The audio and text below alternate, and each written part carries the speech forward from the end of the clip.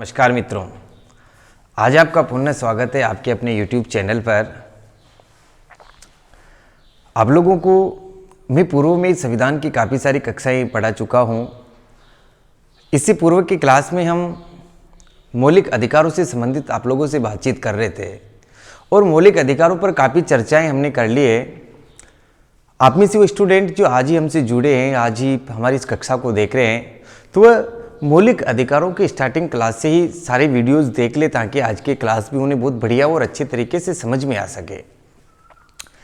एवं मौलिक अधिकारों से जितने भी आप लोगों के तमाम प्रश्न हैं जो मुझसे आप लोग डायरेक्ट नहीं पूछ सकते हैं, तो मौलिक अधिकारों से जितने भी प्रश्न आपके दिमाग में आए या जो भी आप लोगों की समस्याएं हो, सारी की सारी समस्याएं आप लोग मुझे कमेंट करके कमेंट बॉक्स में कमेंट करके सेंड कर दे।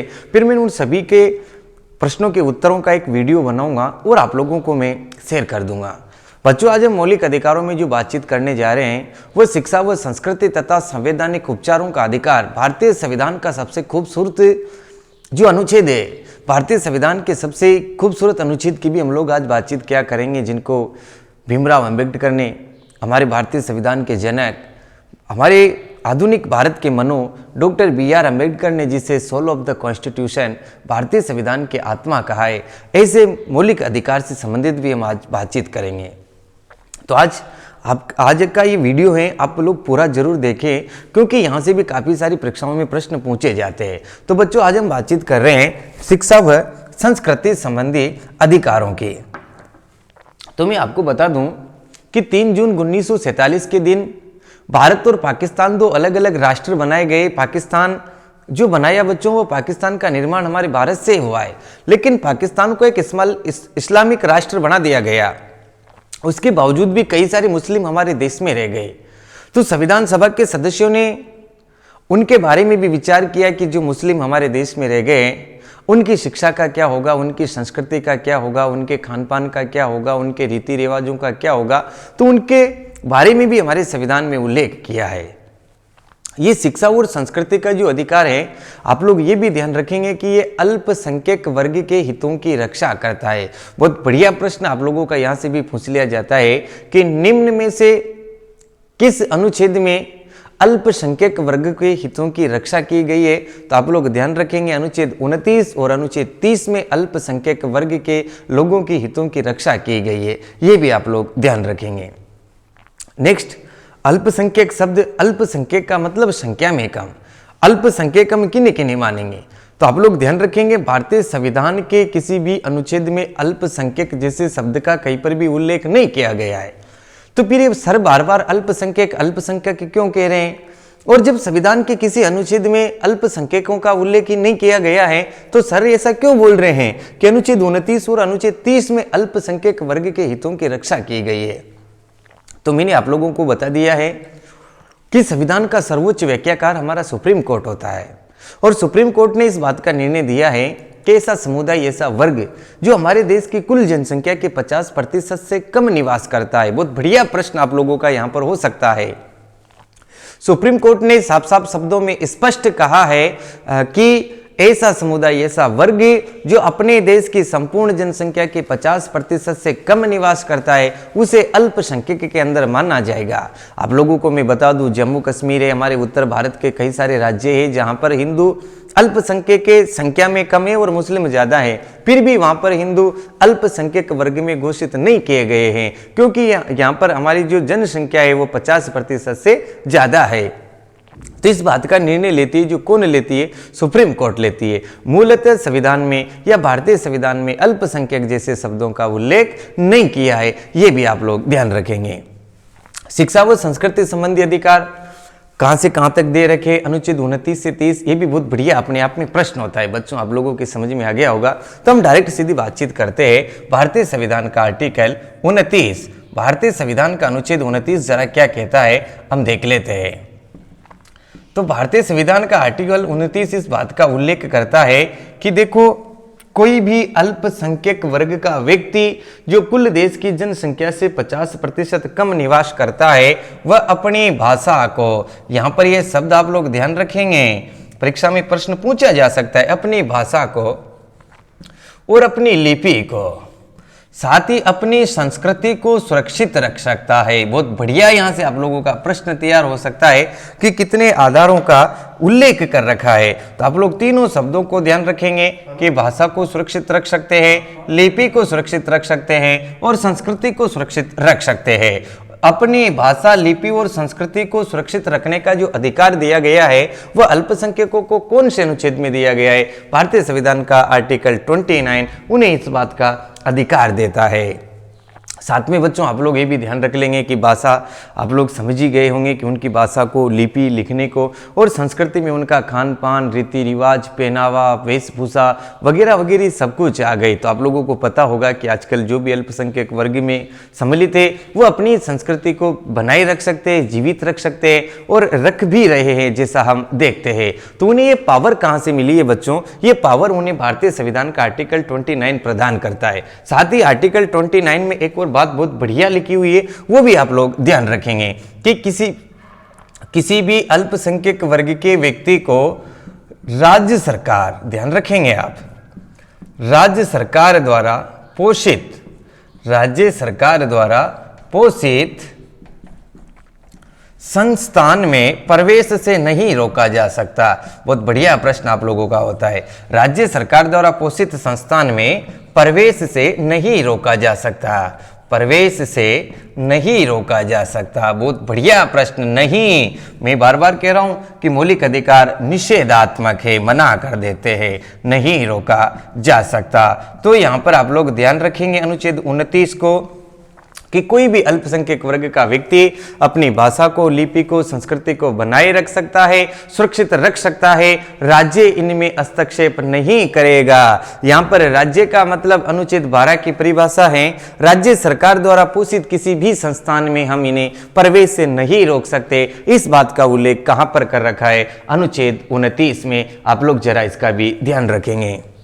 बच्चों अब हम बातचीत करते हैं भारतीय संविधान के अनुच्छेद 30 की, कि भारतीय संविधान का अनुच्छेद 30 जरा क्या कहता है, हम देख लेते हैं। तो भारतीय संविधान का अनुच्छेद 30 बहुत बढ़िया और साफ साफ शब्दों में इस बात का उल्लेख करता है कि कोई भी अल्पसंख्यक वर्ग का व्यक्ति, ध्यान रखेंगे आप, अपनी मन पसंद का, कोई भी अल्पसंख्यक वर्ग का व्यक्ति अपनी मनपसंद का शैक्षणिक संस्थान खोल सकता है। बहुत बढ़िया, आप लोग ध्यान रखेंगे, मनपसंद का शैक्षणिक संस्थान।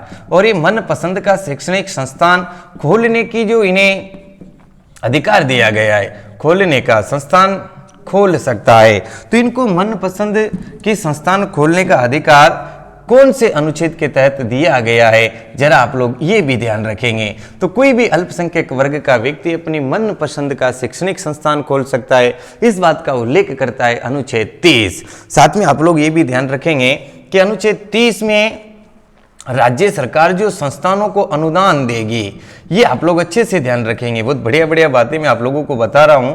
संस्थानों को जो अनुदान दिया जाएगा, संस्थानों को जो अनुदान दिया जाएगा, संस्थानों को अनुदान दिया जाएगा, उनमें भेदभाव नहीं किया जाएगा, भेदभाव नहीं किया जाएगा। तो आप लोग बहुत बढ़िया और अच्छे तरीके से ये भी ध्यान रखेंगे, बहुत बढ़िया जानकारी हो सकती है, भेदभाव नहीं किया जाएगा, ये आप लोग ध्यान रखेंगे। कि राज्य सरकार किसी भी शैक्षणिक संस्थानों को, राज्य की तमाम शैक्षणिक संस्थानों को अनुदान दे रही है तो इनको साथ भेदभाव नहीं किया जाएगा। आप लोगों को पता हो, जब हमारे दूसरे स्कूलों के जो बजट पेश किया जाता है उस वक्त मदरसों का भी ध्यान रखा जाता है। जितनी भी धार्मिक शिक्षाएं दी जाती है, अभी काफ़ी सारे बच्चों के दिमाग में ऐसा प्रश्न आ रहा होगा कि भारतीय संविधान का आर्टिकल 28 इस बात का उल्लेख करता है कि हम धार्मिक शिक्षा नहीं दे सकते, लेकिन कई सारे विद्यालयों में सेपरेट हम धार्मिक शिक्षाएं दे सकते हैं। तो अल्पसंख्यक वर्ग के व्यक्ति जो धार्मिक शिक्षाएं दे रहे हैं, उन्हें इस बात का पावर कहाँ है? अनुच्छेद 30 में। हम लोगों ने भी काफ़ी सारे संस्कृत महाविद्यालय इत्यादि हमारे धार्मिक विद्यालयों को भी घोषित कर रखा है, चल रहे हैं, तो उनके भी आप लोग ध्यान रखेंगे कि सेपरेट विद्यालयों में दी जा सकती है। सामान्य विद्यालयों में इस प्रकार की धार्मिक शिक्षा नहीं दी जा सकती। साथ में मदरसों को जो अधिकार दिया गया है वो कहाँ पर है? अनुच्छेद 30 में। इस बात का भी आप लोग जरा ध्यान रखेंगे। नेक्स्ट बच्चों हम पढ़ते हैं। तो इसके तुरंत बाद आप लोग ध्यान रखेंगे कि इसके तुरंत बाद अगर हम देखते हैं तो अनुच्छेद 30 के बाद अनुच्छेद 31 आना चाहिए। और प्रारंभ में मैंने आपको बता दिया, भारतीय संविधान के अनुच्छेद 31 के बारे में आप लोगों को परिचित करवा दिया। जरा आप लोग मुझे कमेंट करके बताएं कि अनुच्छेद 31 में क्या लिखा हुआ था। तो भारतीय संविधान के अनुच्छेद 31 में बच्चों संपत्ति का मौलिक अधिकार था, संपत्ति अर्जित करने का अधिकार था, संपत्ति का मौलिक अधिकार था। यह भी आप लोगों को ध्यान रखना है, मौलिक अधिकार था। लेकिन मैंने आप लोगों को पूर्व में बताया कि संपत्ति का मौलिक अधिकार वर्तमान में विधिक अधिकार है, कानूनी अधिकार है, विधिक अधिकार है, कानूनी अधिकार है, वैधानिक अधिकार है। आप लोग ये भी जान गए होंगे कि अनुच्छेद 31 को 44वें संविधान संशोधन 1948 के तहत क्या कर दिया है बच्चों, 1978 के तहत डिलीट कर दिया है, निरसित कर दिया है। साथ में आप लोग ये भी ध्यान रखेंगे किसे कहां पर जोड़ दिया, अनुच्छेद 300A में इसे जोड़ दिया और कानूनी अधिकार बना दिया। तो पूर्व में जो संपत्ति का अधिकार था बच्चों, ये कहां पर था, अनुच्छेद 31 में था। जरा आप लोग ये भी ध्यान रखेंगे। वर्तमान में संपत्ति अर्जित करने के अधिकार को समाप्त कर दिया गया है, लेकिन क्या अनुच्छेद 31 में कुछ और बातें लिखी हुई हैं। तो मैं आपको अनुच्छेद 31 की और कुछ बातें बताता हूं। जरा आप लोग ध्यान रखेंगे कि वर्तमान में अनुच्छेद 31 को क्या कर दिया गया है, समाप्त कर दिया गया है। प्रारंभ में 7 मौलिक अधिकार थे, वर्तमान में 6 मौलिक अधिकार हैं। तो कौन सा डिलीट किया था, यह संपत्ति वाला ही किया था, और कौन से अनुच्छेद में था, ये अनुच्छेद 31 में था। यह बात लोग आप लोग सब जानते हैं। अब बच्चों हम बातचीत करते हैं अनुच्छेद 31A, अनुच्छेद 31B और अनुच्छेद 31C के। तो जरा आप लोग देख लेंगे भारतीय संविधान का अनुच्छेद 31A, अनुच्छेद 31B और अनुच्छेद 31C। जरा आप लोग ध्यान रखेंगे, हम बातचीत कर रहे हैं अनुच्छेद 31A और अनुच्छेद 31B की। तो सबसे पहले तो आप लोगों को यह ध्यान रखना है कि अनुच्छेद 31A और अनुच्छेद 31B कब जोड़ा गया। यह प्रथम संविधान संशोधन की भी जानकारी दे चुका हूं। यह कब किया गया था, 1951 में किया गया था। मैं और आप लोगों को बता दूं कि प्रथम संविधान संशोधन जो 1951 में किया गया था, यह संविधान सभा के सदस्यों के द्वारा किया गया था। और आप लोगों को अच्छे से पता होगा कि इस प्रथम संविधान संशोधन के तहत भारतीय संविधान में नवी अनुसूची जोड़ी गई है, और नवी अनुसूची के तमाम प्रावधान बच्चों क्या है, वाद योग्य नहीं है। आप लोग ध्यान रखेंगे, वाद योग्य नहीं है, मतलब इनको न्यायालय में चुनौती नहीं दी जा सकती।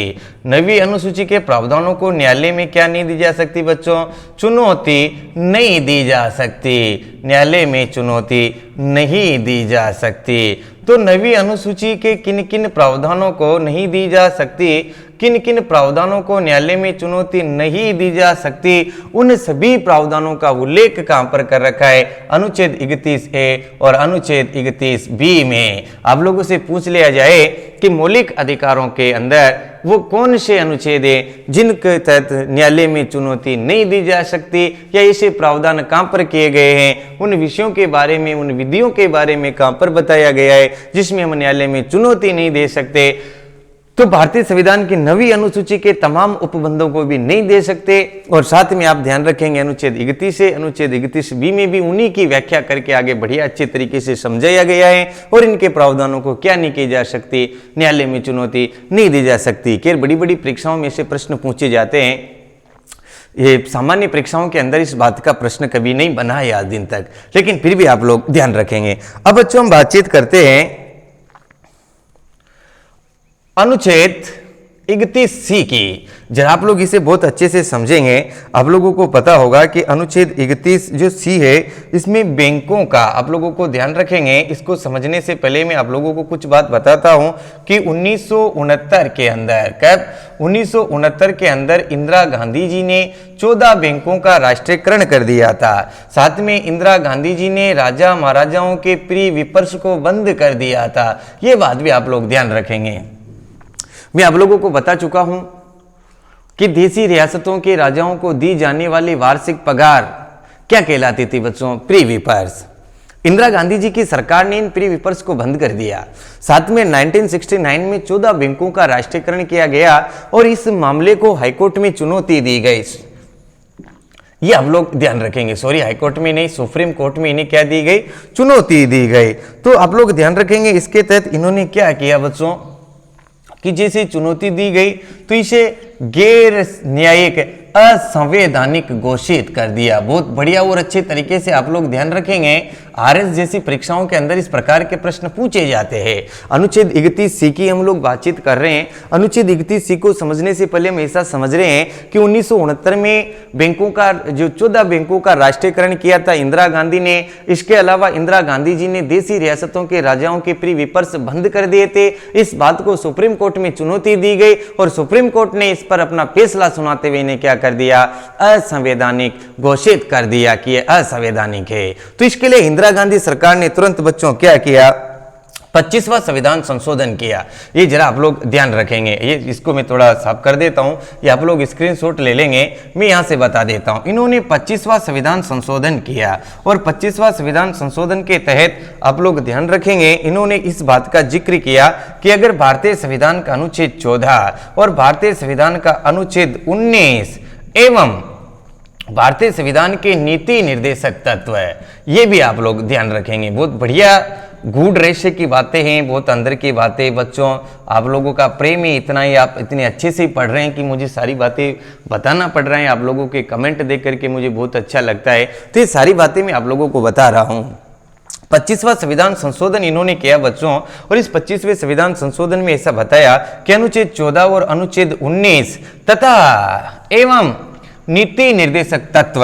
अनुच्छेद 14 और अनुच्छेद 19 का मतलब आप लोग समझ गए होंगे, मौलिक अधिकार। और नीति निर्देशक तत्वों के अंदर भी अगर बातचीत की जाए तो सेपरेट भारतीय संविधान का आर्टिकल 39, तो अनुच्छेद 39 एवं अनुच्छेद 14 एवं 19, इसको हम ऐसे भी कह सकते हैं कि मौलिक अधिकार और नीति निर्देशक तत्वों में अगर टकराव होता है, ध्यान रखेंगे आप, इन नीति निर्देशक तत्वों में और मौलिक अधिकारों में टकराव होता है, खासकर अनुच्छेद 14, 19 और नीति निर्देशक तत्वों का 39 में पढ़ाऊंगा आपको, तीन में टकराव होता है तो नीति निर्देशक तत्वों को प्राथमिकता दी जाएगी। इस बात का उल्लेख कहां पर कर रखा है, अनुच्छेद 31C में। एक बार पुनः समझ लेंगे, अनुच्छेद 31 को 44वें संविधान संशोधन 1978 के तहत डिलीट कर दिया गया है। वर्तमान में विधिक अधिकार हैं, कानूनी अधिकार हैं, वैधानिक अधिकार हैं। भारतीय संविधान के आर्टिकल 300A में इसे सेपरेट अलग से रख दिया गया है। अनुच्छेद 31A, अनुच्छेद 31B प्रथम संविधान संशोधन 1951 के तहत जोड़े गए हैं और इसके अंतर्गत उन मामलों का उल्लेख कर रखा है जिनको न्यायालय में चुनौती नहीं दी जा सकती। अनुच्छेद 31C के अंदर में ऐसा बताया गया है कि मौलिक अधिकार और नीति निर्देशक तत्व, मौलिक अधिकारों के अनुच्छेद 14, अनुच्छेद 19 एवं नीति निर्देशक तत्व के अनुच्छेद 39 में आपस में टकराव होता है तो किसको प्राथमिकता दी जाएगी, नीति निर्देशक तत्वों को। इनको उन्होंने नीति निर्देशक तत्वों में रखा और ये वाद योग्य नहीं है। नीति निर्देशक तत्व बाध्यता नहीं है, ये राज्य सरकारों के ऊपर उपलब्ध, राज्य सरकारों के ऊपर निर्भर करता है। इसलिए आप लोग ध्यान रखें कि इन्होंने सभी प्रावधान भी क्या कर दिए थे, समाप्त कर दिए थे। बच्चों हम बातचीत कर रहे हैं भारतीय संविधान के बहुत ही महत्वपूर्ण पक्ष पर। जरा आप लोग इसका एक स्क्रीनशॉट ले लेंगे क्योंकि बहुत अंदर की जानकारी मैंने आप लोगों को दी है, क्योंकि कई सारे मेरे लॉ कॉलेज के स्टूडेंट मेरे साथ जुड़े हुए हैं और वो भी अपनी ऑनलाइन क्लास को देखते हैं, तो इसलिए मैंने सभी बातें आप लोगों को बताई। नेक्स्ट हम भारतीय संविधान के बहुत ही खूबसूरत, बहुत ही सुंदर मौलिक अधिकार के विषय में बातचीत कर रहे हैं, जिसे भारतीय संविधान के जनक, पितामह, आधुनिक भारत के मनु डॉक्टर B.R. अम्बेडकर ने भारतीय संविधान की आत्मा ही कहा है। ऐसे मौलिक अधिकार का नाम है बच्चों संवैधानिक उपचारों का अधिकार। जरा आप लोग अच्छे से ध्यान रखेंगे, क्या नाम है, संवैधानिक उपचारों का अधिकार, संवैधानिक उपचारों का और अधिकार। यहां से काफी बार परीक्षाओं में प्रश्न पूछे गए हैं। सबसे पहले तो आप लोग ध्यान रखेंगे कि भारतीय संविधान के कौन से आर्टिकल में इस बात का उल्लेख कर रखा है। भारतीय संविधान के अनुच्छेद 32 में इस बात का उल्लेख कर रखा है, ये भी आप लोग ध्यान रखेंगे। संवैधानिक उपचारों के अधिकार की बच्चों अगर हम बातचीत करते हैं तो सबसे पहले आप लोग ध्यान रखेंगे कि डॉक्टर B.R. अम्बेडकर ने, किसे, डॉक्टर B.R. अम्बेडकर ने इसे क्या कहा है। आप लोग अच्छे से ध्यान रखेंगे, मैं बार बार कह रहा हूं, काफी सारी परीक्षाओं में प्रश्न पूछा गया है। Doctor B.R. अम्बेडकर ने बच्चों इसे भारतीय संविधान की आत्मा कहा है। क्या कहा है? भारतीय संविधान की आत्मा। और भारतीय संविधान की आत्मा पंडित जवाहरलाल नेहरू ने प्रस्तावना को कहा है, जबकि डॉक्टर बी.आर. अम्बेडकर ने किसे कहा है? अनुच्छेद 32 को, संवैधानिक उपचारों के अधिकार को। आप लोग जरा ये भी ध्यान रखेंगे। साथ में मैं आपको एक और बात बता दूं कि अनुच्छेद 32 को न्याय का झरना, अनुच्छेद 32 को बच्चों क्या भी कहा जाता है? न्याय का झरना भी कहा जाता है। बहुत बढ़िया जानकारी होती है। जो पर्सनल पॉलिटी पढ़ते हैं बच्चों, उन सबको पता होगा कि न्याय का झरना किसे कहा जाता है। तो भारतीय संविधान के अनुच्छेद 32 को बच्चों न्याय का झरना भी कहा जाता है। अनुच्छेद 32 जरा क्या कहता है, आप लोग ध्यान रख लेंगे। अनुच्छेद 32 ये कहता है, अनुच्छेद 32 सुप्रीम कोर्ट को पावर देता है, और अनुच्छेद 32 में इस बात का उल्लेख है कि अगर आपके अन्य उन 5 मौलिक अधिकारों का हनन होता है, इससे पूर्व जो आप 5 मौलिक अधिकार जो पढ़ करके आए हैं, उन 5 मौलिक अधिकारों का हनन होता है, तो अनुच्छेद 32 के तहत आप लोग सुप्रीम कोर्ट में जा सकते हैं।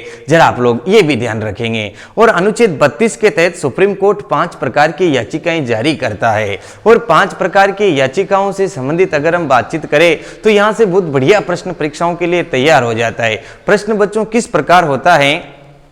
एक तरफ याचिका का नाम दे देता है और दूसरी तरफ उनके लैटिन शब्द, अंग्रेजी के शब्द दे देता है, और आपसे कहेगा कि इनको मैच कीजिए।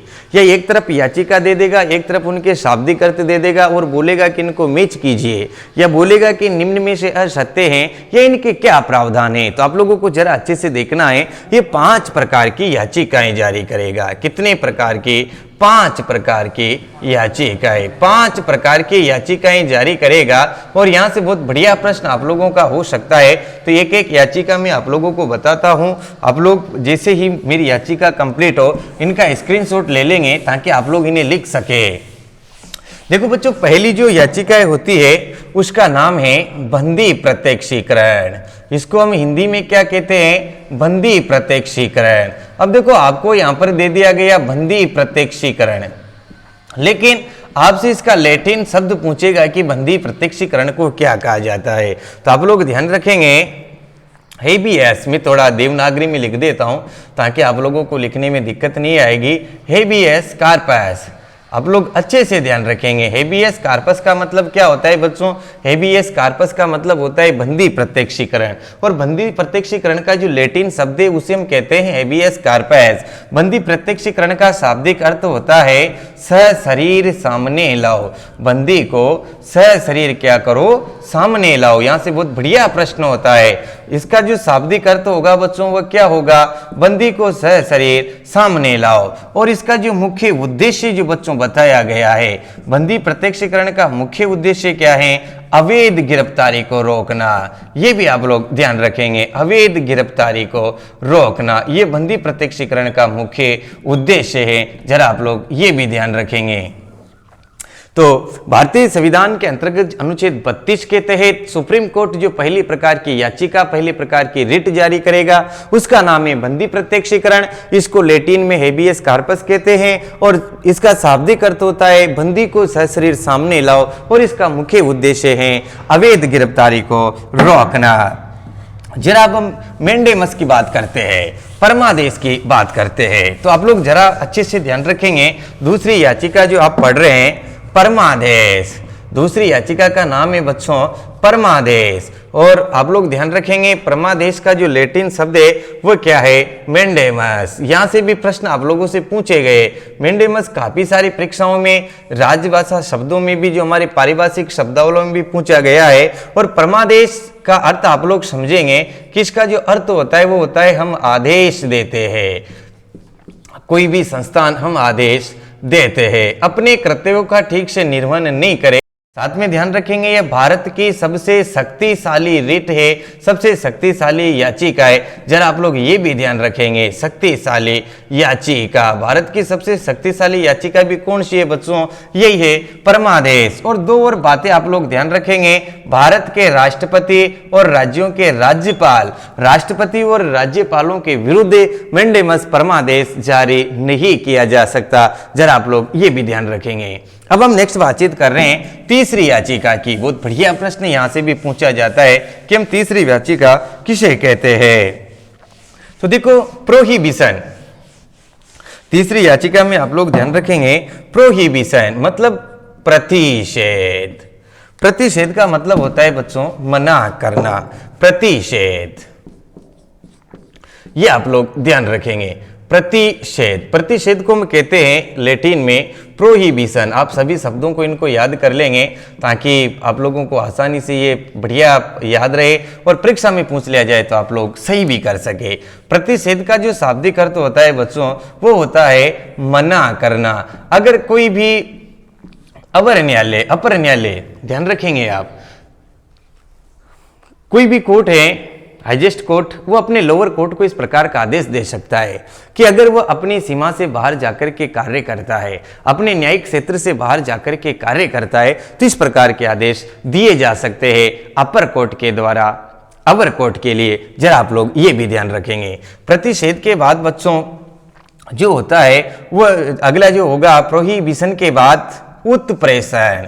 और बच्चों ध्यान रखेंगे उत्प्रेषण को जो लैटिन शब्द हम लेंगे इसका वो है सोरटोरी। और सोरटोरी का मतलब होता है बच्चों और जानकारी दो। क्या होगा इसका जो शाब्दिक अर्थ अगर आप लोगों से पूछ लिया जाए तो इसका शाब्दिक अर्थ होता है और जानकारी दो, और जानकारी दो। ये आप लोग ध्यान रखेंगे। कोई भी मुकदमा है अगर वह अवर न्यायालय में विचाराधीन था लेकिन उसे अपर न्यायालय में ले गए तो अपर न्यायालय अवर न्यायालय से संपूर्ण जो जानकारियां मांग लेता है वो किस याचिका के माध्यम से, उत्प्रेषण सोरटोरी के माध्यम से, और इसका शाब्दिक अर्थ होगा और जानकारी दो। अब हम पढ़ रहे हैं बच्चों लास्ट याचिका। बहुत बढ़िया, यहां से भी प्रश्न आप लोगों से पूछा जा सकता है। को वारंटो हम इसे कहा करते हैं और इसे हम कहते हैं अधिकार प्रचा। अधिकार प्रचा का बच्चों जो लैटिन शब्द है, बहुत बढ़िया प्रश्न आप लोगों का यहां से तैयार होता है। अधिकार प्रचा को वारंटो, ये आप लोग ध्यान रखेंगे। इसे लैटिन में हम कहते हैं को वारंटो। और अधिकार प्रचा का जो शाब्दिक अर्थ होता है बच्चों वो होता है तुम्हें क्या हक है, तुम्हें क्या हक है। जरा आप लोग ये भी ध्यान रखेंगे, तुम्हें क्या हक है, जरा आप लोग ये भी ध्यान रखेंगे। अगर कोई भी व्यक्ति असंवैधानिक रूप से किसी भी पद को प्राप्त कर लेता है तो उन्होंने इस प्रकार जो गलत तरीके से किसी को भी हासिल किया है उसे ऐसा करने का क्या हक है। कई सारी बातें इसके अंतर्गत सम्मिलित होती हैं। आप लोग जरा बस ये ध्यान रखेंगे कि अधिकार प्रचा को हम लैटिन में को वारंटो कहते हैं और इसका शाब्दिक अर्थ होता है तुम्हें क्या हक है, इस प्रकार पूछने का। अब बच्चों अनुच्छेद 32 की धारा 3 की अगर हम बातचीत करते हैं तो अनुच्छेद 32 की धारा 3 इस बात का उल्लेख करती है कि संसद, हाई कोर्ट, सुप्रीम कोर्ट को ही नहीं, संसद हाई कोर्ट को भी, ध्यान रखेंगे। अनुच्छेद 32 की धारा 3 इस बात का उल्लेख करती है कि संसद हाई कोर्ट को भी, किसे, संसद हाई कोर्ट को भी इन याचिकाएं जारी करने का आदेश दे सकती है कानून बना करके। तो सुप्रीम कोर्ट अनुच्छेद 32 के तहत करेगा और हमारी संसद ने हाईकोर्ट को भी ऐसा अधिकार दिया है, आप लोग ध्यान रखेंगे। लेकिन आप लोगों से पूछ लिया जाए कि मौलिक अधिकारों से के तहत या मौलिक अधिकारों का हनन होने पर ज्यादा पावर किसके पास है, मौलिक अनुच्छेद जिनमें जो याचिकाएं जारी करेंगे, जो रिटें जारी करेंगे, इनमें ज्यादा प्रभावी कौन है, ज्यादा याचिकाएं कौन जारी कर सकता है, तो आप लोग ध्यान रखेंगे इनमें ज्यादा याचिकाएं कौन कर सकता है, हाईकोर्ट कर सकता है। मौलिक अधिकारों का हनन होने पर सुप्रीम कोर्ट किसके तहत करेगा, 32, जबकि हाईकोर्ट किसके तहत करेगा, आर्टिकल 226। ध्यान रखेंगे आप अनुच्छेद 32 के तहत ये कितने प्रकार के करता है, 5 प्रकार के, जबकि अनुच्छेद 226 के तहत ये कितने प्रकार के करता है, 6 प्रकार के। अब काफी सारे बच्चों के दिमाग खराब हो गए होंगे कि सर ये क्या बता रहे हैं आप, हमने कभी पढ़ा ही नहीं। तो बच्चों आर्टिकल 26 की जरा हम व्याख्या करें तो एक और याचिका देखो, अनुच्छेद 32 की 5 याचिका तो इसमें सम्मिलित हैं, ये आप लोग ध्यान रखेंगे। 5 याचिकाएं इसमें क्या है बच्चों, सम्मिलित है। लेकिन 5 याचिकाएं प्लस इनके साथ साथ एक और याचिका अनुच्छेद 226 में इंजेक्शन, और ये इंजेक्शन जो याचिका है बच्चों, ये इंजेक्शन याचिका केवल हाई कोर्ट ही जारी कर सकता है अनुच्छेद 226 के तहत। अगर इन 5 मौलिक अधिकारों में से किसी का भी हनन होता है तो उनको तुरंत प्रभावी, ध्यान रखेंगे आप, इन कार्यों को तुरंत प्रभावी एवं तुरंत राहत प्रदान करने के लिए। आप लोग ध्यान रखेंगे कि मौलिक अधिकारों का हनन होने पर हाईकोर्ट कौन सी याचिका या उस याचिका का नाम बताइए जिसके माध्यम से उन्हें तुरंत राहत मिल जाएगी, तुरंत उसको सुन लिया जाएगा। तो वो है बच्चों इंजेक्शन। 5 प्रकार की याचिकाओं के अलावा हाईकोर्ट जो इंजेक्शन याचिका करता है, इसके तहत तुरंत ही जो भी मामला है उसको प्रभावी कर दिया जाता है। और आप लोग ध्यान रखेंगे कि जो याचिका दायर करता है उसको तुरंत ही क्या मिल जाती है, राहत मिल जाती है। तो ये थी बच्चों बात अनुच्छेद 32 की। जरा अनुच्छेद 33 और अनुच्छेद 34 भी हम देख लेते हैं, बहुत बढ़िया हो सकते हैं। और आप लोग ध्यान रखेंगे, अगर किसी भी प्रकार की कोई डाउट्स आपके दिमाग में हो तो कमेंट कर दीजिए, आप लोगों को उत्तर मिलेंगे, घबराएंगे नहीं। भारतीय संविधान का आर्टिकल 33 जरा क्या कहता है, अच्छे से आप लोग देख लेंगे कि हमारे सैन्य, अर्धसैन्य, सैन्य, अर्धसैन्य, पुलिस है, आप लोग अच्छे से ध्यान रखेंगे, पुलिस भी आते हैं इसके अंतर्गत। और साथ में बच्चों हमारी खुफिया एजेंसियां, इंटेलिजेंस एजेंसियां, खुफिया एजेंसियां, ये सब किसमें सम्मिलित की गई, अनुच्छेद 33। और अनुच्छेद 33 में आप लोगों को ऐसा बताया गया है कि हमारे सैन्य बल, अर्धसैन्य बल, हमारे पुलिस के जवान है, प्रशासन है, हमारी खुफिया एजेंसियां हैं, इनके मौलिक अधिकारों का उल्लेख कर रखा है। जरा आप लोगों को ऐसा बताया जाए, जबकि ऐसा नहीं है, इनके मौलिक अधिकारों को कम कर सकते हैं, ये आप लोग ध्यान रखेंगे। इनके कार्यों को देखते हुए भारतीय संविधान का आर्टिकल 33 संसद को इस बात का अधिकार देता है कि हमारे सैन्य बल, अर्धसैन्य बल, हमारे पुलिस के जवान, हमारे खुफिया एजेंसियों को मौलिक अधिकारों को भी कम किया जा सकता है संसद के द्वारा। इस बात का उल्लेख कहां पर कर रखा है, भारतीय संविधान के आर्टिकल 33 में। अब जरा हम आर्टिकल 34 भी देख लेते हैं, बहुत बढ़िया प्रश्न आप लोगों का यहां से भी हो सकता है। आर्टिकल 34 जरा क्या कहता है, बहुत अच्छे से आप लोग ध्यान रखेंगे। भारतीय संविधान का अनुच्छेद 34 ये कहता है कि हमारे देश में अगर मार्शल लॉ, जॉन मार्शल आप लोग जानते होंगे, मार्शल लॉ का मतलब होता है बच्चों सैन्य शासन। और अगर मैं आप लोगों से पूछूं, मुझे कमेंट करके बताइए कि भारत में अब तक कितनी बार सैन्य शासन लगा, आप फटाफट से मुझे बता देंगे, मैं थोड़ा इंतजार कर रहा हूं आप लोगों का। भारत में अब तक कितनी बार सैन्य शासन लगा?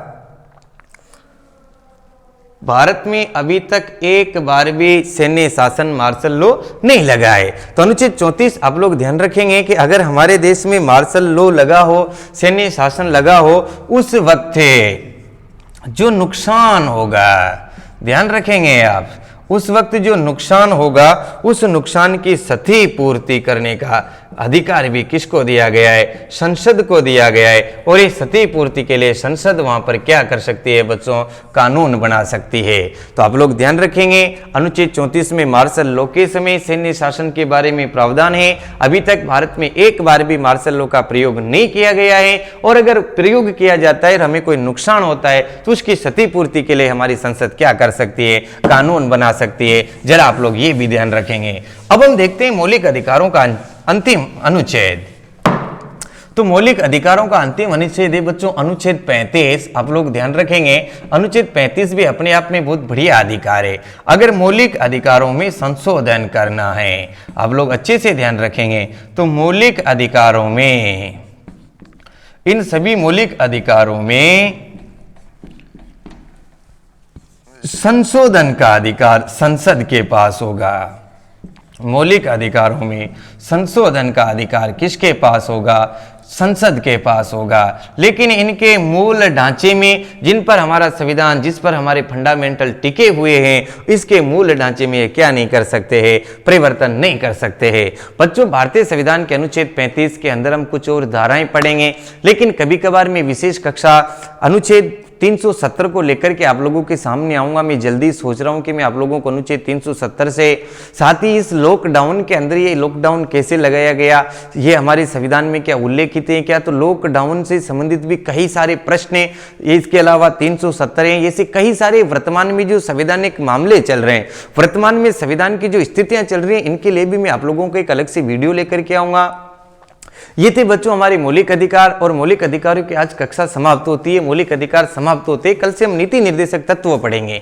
निश्चित ही आप लोगों के मौलिक अधिकार समझ में आए होंगे। और मौलिक अधिकारों की कक्षा आप लोगों को कैसी लगी मुझे कमेंट करके बताना है और आप चैनल को लाइक, सब्सक्राइब एवं शेयर जरूर करना बच्चों।